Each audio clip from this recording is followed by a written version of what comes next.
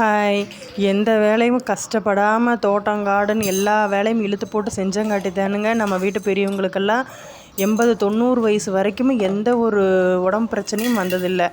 நம்மளுக்கு ஒரு சின்ன வேலை செய்கிறதுனாவே கைகால் வலியெல்லாம் வந்துடுது.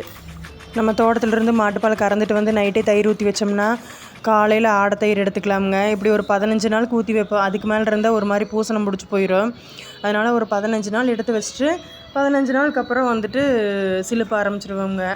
மத்தில் போட்டு தான் சிலுப்புவோம் நம்ம எப்போவுமே. ஏன்னா அளவாக தான் இருக்கும். ஒரு அரை மணி நேரம் சிலுப்புனோம்னா நம்மளுக்கு வெண்ணெய் ரெடி ஆகிரும். ஒரு அரை மணி நேரம் சிலுப்பி எடுத்தோம்னாவே வெண்ணெய் கிடச்சிருங்க. ஆனால் அந்த அரை மணி நேரம் செய்கிற வேலை தோள்பட்டையெல்லாம் வலி எடுத்துரும்.